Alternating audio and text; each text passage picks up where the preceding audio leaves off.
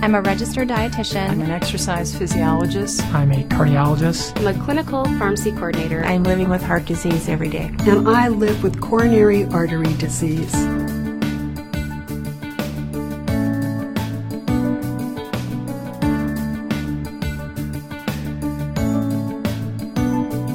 Some studies have shown that somewhere between 70 and 90% of all doctor visits are stress-related. And so we know that there is a huge connection between emotional health and physical health. Stress-related illness can cost upwards of $300 billion a year in absences from work, those doctor visits, medications to help treat the illnesses or treat anxiety, and then stress management things like seeing a therapist perhaps, or massage therapy, all of those things that people do to help reduce that level of stress in their lives. Stress can affect our bodies in many different ways. What happens when we are stressed is that all of the blood pumps away from our internal organs and into our limbs to prepare us for that fight or flight. So when your organs in the middle of your body aren't getting the blood and the oxygen they need, that can have a really detrimental effect on your health. We also know that stress increases your blood pressure, which can have a negative effect on heart health. It can also affect your sleep, give you migraines. It can do all kinds of things that really negatively impact your health. There's a fairly new field called psychoneuroimmunology that studies how what's going on in our brains and our mind and our emotional health, how that affects our bodies on a cellular level and affects our immunity. In 2004 and 2006, they did a study on exposing people to the cold virus and the flu virus, and people who reported having more positive emotional states were less likely to contract those diseases. Although there is conflicting literature about whether stress directly causes certain diseases, we do know that it affects the body in a negative way that can then lead to more serious diseases. So we know that stress increases the blood pressure, and with long-term increased blood pressure, you're at higher risk for heart disease, stroke, all of those kinds of things. So while there might not be a direct link, there is perhaps an indirect link. I think it's important for women to remember to take care of themselves. Women typically get into the taking care of everybody else, and they get put at the very bottom. And just, a few minutes a day, doing some breathing exercises, doing a couple of relaxation things, or maybe some yoga, can really help bring that stress level down and, counteract the effects that stress has on the body. The first technique that you can use to help reduce stress is called the relaxation response. This was discovered by Herb Benson, who was a physician at Harvard, and he did a lot of research on people who did transcendental meditation. And he found that they had low blood pressure to begin with, and then when they meditated, it went even lower. And so this technique came out of all of that research, and it takes only a few minutes, and it can really bring down that stress level.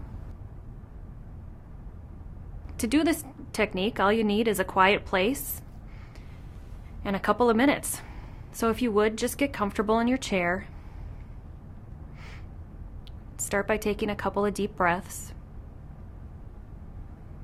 You could close your eyes if you'd like. If not, just find a spot to focus on and then relax your eyes. And I'd like you to think of a word that makes you feel calm and relaxed. It could be a word like peace, love, ocean, God, anything that makes you feel relaxed. And we'll come back to this word in just a minute. But I'd like you to bring your attention back to your body, taking some comfortable breaths, feeling your belly expand as you inhale and contract as you exhale.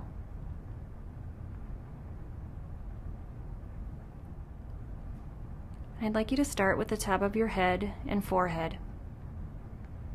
And go ahead and relax and release those muscles. And then bring your attention into your jaw and cheeks, allowing those muscles to loosen and relax. And then down into your neck and shoulders, allowing those shoulders to drop down. And bringing that relaxation down through your arms, through your elbows, wrists, and hands. And then relaxing your chest and upper back.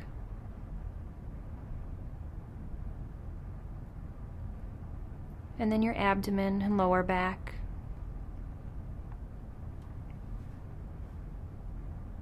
Relaxing your hips and pelvis.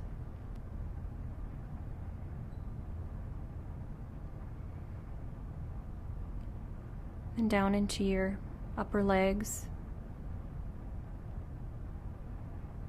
Relaxing your knees and lower legs.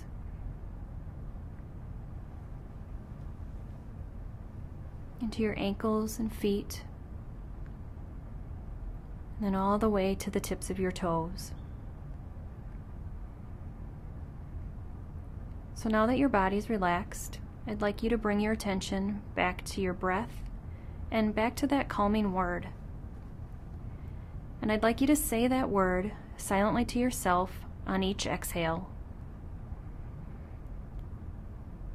And if your mind wanders, which it probably will, just gently bring your attention back to the breath and back to that word. And I'm just going to let you do this for a couple of minutes on your own. And so whenever you're ready, I'd like you to come back to your chair and back to the room, perhaps wiggling your fingers and toes a little bit. And whenever you're ready, you can open your eyes, feeling refreshed, relaxed, and alert. I'm Molly Ellefson, and I'm a mind-body coach.